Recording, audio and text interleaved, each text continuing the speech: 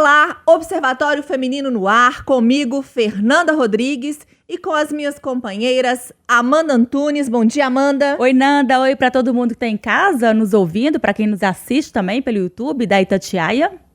Bom dia, Alessandra Mendes. Bom dia, Fernanda. Bom dia, Amanda. Bom dia para todo mundo que acompanha a gente neste domingo. E o Observatório de hoje vai tratar de dois assuntos que estão sendo destaque aí nas notícias, na imprensa. O primeiro é sobre uma cinebiografia que está sendo lançada, vai ser lançada agora no dia 31, no próximo dia 31, que é sobre a Ângela Diniz, que é uma socialite mineira, que foi conhecida no Brasil inteiro, porque ela era uma mulher muito à frente do seu tempo, e ela foi brutalmente assassinada pelo companheiro dela então, que era o Doc Street. E, além da cinebiografia, eu e a Amanda, que está aqui do meu ladinho, a gente fez um especial de 70 anos da Rádio Itatiaia, porque a Rádio Itatiaia cobriu esse julgamento, que foi um julgamento muito polêmico. Ela morreu em 76, né? E esse julgamento aconteceu alguns anos depois. E quem foi julgada, na realidade, foi a Ângela, não foi o Doca. Então, assim, foi um movimento muito grande que se estendeu aí pela década de 80, onde surgiu também Mulheres Unidas com aquele slogan, quem ama não mata. Então, por isso, essa morte foi tão forte e representativa, porque era um momento onde a mulher ela tinha os seus direitos limitados. E a partir dessa morte, desses movimentos, a gente começou a lutar por algumas conquistas que a gente vem lutando até hoje, porque a gente sabe que o número de mulheres continua sendo mortas aí, um número enorme por serem mulheres. Então a gente vai começar falando sobre isso, e na época que a gente fez o levantamento, né, para essa pesquisa, a gente ouviu um podcast muito famoso também, que foi o Praia dos Ossos, que relatou toda a história da Ângela, desde, né, dela se tornar a Pantera Mineira, socialite aqui de Minas, também do Rio de Janeiro, e passando até pela morte e depois os dois julgamentos que aconteceram. O Doca já faleceu, também não cumpriu pena, mas assim, uma pena muito simples, vamos dizer assim, né, para o que era, mas também já não está entre nós. E a gente também, o caso aqui é falar dela. E a mãe deu uma entrevista para a Glória Maria no Fantástico uma vez, e a sonora é muito importante. Eu queria que a gente ouvisse um pouquinho antes da gente começar a comentar. Era uma criatura, sim, tinha muita alegria de viver. Ela, para os filhos, ela foi uma verdadeira amiga. Eles tinham com ela os diálogos mais profundos. Eles não se conformam. Eu faço tudo para esconder das crianças o que eu posso, mas é impossível. Ela tinha direito de fazer da vida dela o que ela quisesse. Ela tinha direito de não viver mais com esse homem, que ela não queria viver mais com ele. É um direito que ela tinha. E ele quer fazer acreditar que a matou por amor. Por que que ele não morreu também por amor? Por que que ele não dividiu a crueldade? Ela nos faz uma falta enorme. Não é possível que tanta barbaridade, tanta crueldade fique impune. Então, morrer por amor, matar por amor. Quando a gente lê isso nos livros, né, Alessandra? Parece uma coisa tão romântica. E a minha geração cresceu um pouco lendo isso e achando isso romântico. Achando, nossa, a pessoa morreu por amor, a pessoa matou por amor. Sem entender a violência e o quão horrível é isso na realidade. E a gente vê que as pessoas vão se dando conta disso, principalmente as mulheres, que eram quem mais morriam por amor, uma vez que eram matadas pelos homens, justificando que era um crime por amor, né? E aí a gente vê que esse movimento ganhou força, inclusive tem o movimento Quem Ama Não Mata, que faz campanhas, enfim, que trabalha nesse sentido, justamente para dizer que quem ama não mata. Então, durante muito tempo, até a gente da imprensa precisa também fazer esse olhar sobre como cobrimos esses casos, como acompanhamos essas situações, não só o caso da Ângela, né? A gente trouxe aqui na especial de 70 anos, vocês, principalmente que se debruçaram sobre esse assunto, sabem disso. A gente trouxe falas, inclusive da imprensa, da cobertura errada no sentido de julgamento da Ângela e não do Doca. Até hoje a gente se vê assim discutindo, e eu e a Amanda conversamos muito sobre isso, né, Amanda? Sobre a cobertura de um crime quando uma mulher é assassinada, o olhar sobre isso da imprensa, da sociedade, da polícia. Enfim, eu acho que a gente ainda bem tem caminhado e a gente precisa reconhecer que há alguns passos nesse sentido. A gente não fala mais ou não se fala tanto mais sobre essa justificativa de amor que mata, porque o amor não mata, o amor entende, o amor liberta, o amor perdoa, o amor segue para outra, né? Vai seguir a sua vida, o amor é isso. Nós, mulheres, somos ensinadas sobre isso o tempo todo. Nós somos ensinadas que podemos ser traídas e que vamos tocar a vida. Nós somos ensinadas que podemos ser traídas e podemos perdoar, que podemos viver de novo, recomeçar, e isso precisa ser ensinado também para homens, né? Que amor não mata de jeito nenhum. E a gente aprendeu muito sobre isso. Eu acho que a gente aprende desde na infância e de uma forma muito lúdica. Se for para você pensar na Bela e a Fera, né? Que é um filme que a gente assiste aí. Cárcere privado, né? Que chama. Isso, e ali a gente fica torcendo por aquele casal. Então, assim, a gente, desde criança, né? E ainda bem que hoje estamos tentando mudar essa realidade. E a gente falar da Ângela, eu acho que era importante toda mulher entender, saber o que aconteceu com a Ângela. Porque a Ângela, ela estava além do tempo dela. Era uma mulher linda, independente, e que as próprias mulheres na época, e a gente sabe que infelizmente até hoje acontece isso, eram contra a Ângela, simplesmente porque ela tinha uma liberdade que incomodava e ainda incomoda, né? Então, como disse Carlos Drummond de Andrade, me ajuda, Leandra, a lembrar, muitas mulheres morrem diariamente do mesmo jeito, né? De formas diferentes, mas são aí vítimas. E a gente vê a questão da lei da honra, né? Que foi o que o Doca, na época, a defesa dele alegou no julgamento, que foi a legítima defesa da honra, que ele tinha que matar a Ângela, porque a Ângela estava desonrando, né? Aquele homem que até então era um galã da sociedade, né? Era um playboy, um playboy, e, enfim. E Ângela, no primeiro julgamento, as pessoas foram assistir o julgamento querendo a absolvição do Doca. E se a gente for pensar, isso não é muito longe, não. Isso há 30 anos. Foi recente. E foi, assim, um trabalho que nós fizemos, que eu acho que foi muito importante para mim como pessoa, como mulher. Conhecemos Celina Albano, que é uma das mulheres que começaram esse movimento Quem Ama Não Mata. Começa aqui em Belo Horizonte. Agora, uma coisa importante é que o movimento que começou na época da Ângela, mas não foi por causa da Ângela. Porque a Ângela, para a sociedade, naquela época, ela não tinha muito valor, justamente porque ela buscava a liberdade dela em uma sociedade onde os homens que dominavam o que era certo, né? O que as mulheres deveriam fazer, como elas deveriam agir. E o problema é que até hoje a gente encontra isso de uma forma ainda bem explícita, né? Inclusive vale lembrar que o argumento que ele utilizou lá no passado para pegar uma pena muito leve, né, no seu primeiro julgamento, foi a legítima defesa da honra. Argumento esse que só caiu em desuso, ou que pelo menos foi proibido de ser utilizado agora. Esse ano, né? Não, tem um mês que o STF proibiu e disse, olha, isso aqui não pode, isso não existe, não é um argumento juridicamente aceitável.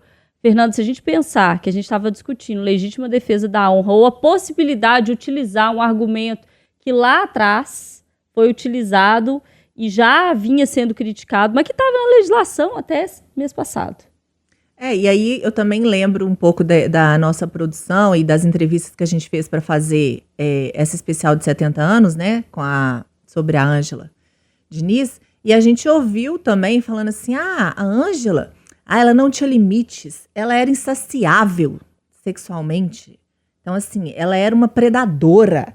Então, ela, tipo assim, ela tinha que morrer porque ela ameaçava os maridos, ela ameaçava a sociedade. Então, assim, ela era colocada numa posição que a gente ouvindo as pessoas falando, eu falei, gente, mas como assim? E aí a gente ouviu o tio dela, o José Maurício, falando assim, não, gente, ela era uma menina, ela tinha sonhos, ela tinha filhos, ela foi distanciada desses filhos, ela foi punida com a ausência disso. E quando a gente pensa que só o que ela queria era satisfazer os desejos dela, ser livre, né? Ostentar a beleza que ela tinha. E qual o problema disso? O dinheiro que ela tinha. Mas não, ela tinha que ser colocada ali na caixinha que a sociedade queria. E aí eu lembro que o Jesse Valadão fez um filme e esse filme colocava ela nessa posição totalmente inferior e exaltava o Doca.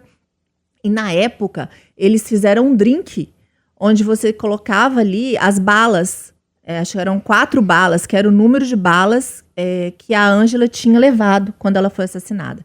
Então, só para vocês entenderem o que foi esse assassinato, né?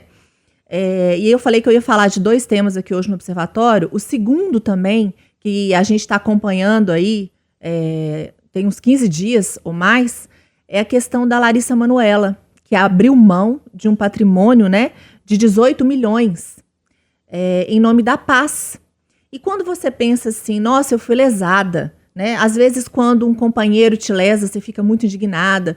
Um amigo, né, que você às vezes ajuda ou empresta um dinheiro e não te paga, você fica indignada, ou que te trai de alguma forma, né?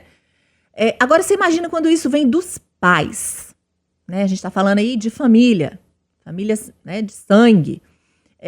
Quando você tem uma carreira bem-sucedida, quando você é uma atriz muito boa, né? Faz comerciais, você é influencer e você ganha muito dinheiro. E quem administra? Seus pais, porque você já é conhecida desde 4 anos de idade. E aí você descobre, você confia, e aí você descobre que não, na realidade você não tem muita coisa, né? Você foi regrada a vida inteira, virou meme, tudo. Para você comprar um milho na praia, você precisa pedir autorização. E aí ela largou o dinheiro e falou, eu prefiro a paz, né? Prefere a paz? Você largaria o dinheiro, Alessandra? Você já imaginou ser nessa posição? É muito engraçado isso, né? Porque são coisas que são colocadas em polos opostos e principalmente para a mulher, né? Você tem que escolher ou um casamento ou a carreira, ou o dinheiro ou a carreira, ou o filho ou estudar. É sempre ou. Você não consegue acumular as coisas. Primeiro porque não é muito permitido, né? Assim, você vai ser cobrado demais. Mas tem também o oposto, que é assim, só serve se você acumular tudo. Porque você também não pode ser muito boa empresária. Mas não quis ter filhos. E aí a gente vê recentemente, na morte da Aracy Balabanian, manchetes, inclusive, que foram ditas, né, sobre a morte, que era abrir mão de ter filhos para ter uma carreira. Mas quantos homens não fazem isso? E eles são questionados. E não viram manchetes quando morrem, assim, né? Então, dessa assim, forma. é uma coisa de dicotomia, né? Ainda, assim. Você quer o quê, Fernanda? Você quer o dinheiro ou seus filhos? Mas eu não posso ter os dois? Vou colocar a Larissa também. Vamos ouvir um trechinho da entrevista que ela deu pro Fantástico, antes de você comentar, Amanda? A partir do momento em que eu fiz 18 anos e que eu entendi que era o mínimo saber um pouco do meu negócio, do que eu estava provendo durante todos esses anos, né? Tava insuportável para mim ouvir tantas mentiras, tanta deturpação, tanta distorção das histórias. Eu só queria entender, então, esse negócio. Como estava essa questão financeira que nunca me era apresentada? Que eu não sabia o que eu recebia, o que estava sendo pago. Eu recebi uma mesada, mesmo. Qualquer tipo de pagamento, fosse uma passagem aérea, a compra de algo mais supérfluo, eu tinha que pedir autorização. Me dá um exemplo prático disso que você está falando. Por exemplo, idas à praia, onde você tem que pagar com maquininha, com agilidade, ou fazer um Pix. Aí, pai, você consegue fazer uma transferência para minha conta para eu pagar um milho, um sorvete, um mate aqui na praia, por favor? Esse momento que eu me encontro hoje é o mais difícil da minha vida. Sabendo que essa ferida, ela tá cicatrizando.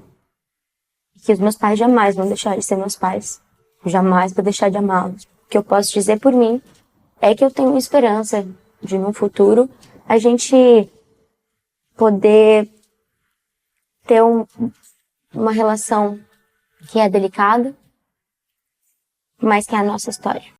Gente, esse caso da Larissa é tão triste porque é num ambiente familiar, né, ali. Então, assim, é onde a gente acredita, eu até pela minha vivência, é onde eu tenho a minha paz, independente de qualquer centavo que seja, ali ela tem que escolher. Mas eu acho que traz pra gente uma realidade que as pessoas gostam de esconder, são as relações tóxicas dentro de casa. E sim, gente, a mãe, o pai, eles podem ser tóxicos, sim. Tem que parar de romantizar essa história. E a gente vê isso até na área policial. Infelizmente, quantas ocorrências eu já fiz de uma mãe que matou o filho.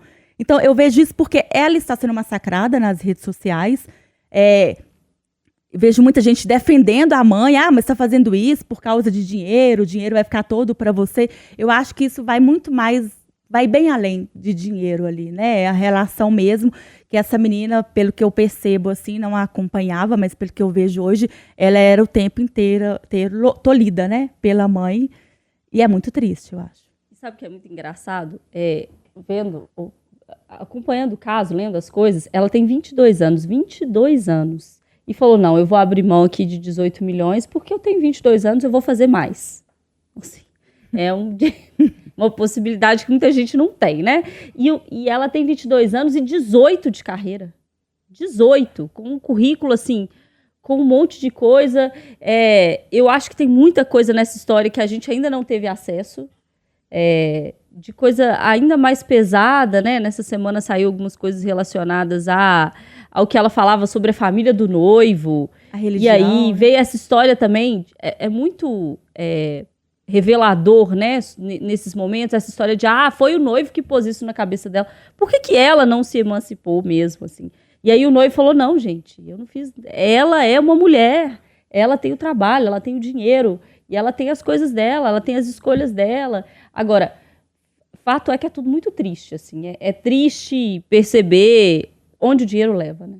E mais do que isso, quando a gente para pensar nas histórias desses atores ou cantores, né, desses artistas que começam muito cedo na carreira, infelizmente a gente tem vários exemplos de histórias muito tristes, né, algumas até trágicas, da pessoa que às vezes, eu lembro do Macaulay Culkin, Esqueceram de Mim, né, que às vezes você pensa assim, nossa, vai crescer, vai ser um grande ator, e aí você vê envolvimento com droga, você vê um tanto de coisa. Eu acho que Cabeção também da Malhação. Cabeção da Malhação. Eu acho que eles ficam muito tempo ali, presos no trabalho, totalmente controlados. Ali, se eu não estou trabalhando, eu estou estudando, porque eles precisam conciliar as duas coisas. E eles perdem muita coisa que faz parte do desenvolvimento infantil. Aí eu já vou lá para a psicologia. Eles pulam etapas, eles deixam de viver experiências e etapas que fazem parte do crescimento e do amadurecimento. E aí, de repente, ela sai para o mundo. Larissa Manoela começa a ter um relacionamento que não é vigiado, ou não foi escolhido, ou não é aprovado pelos pais.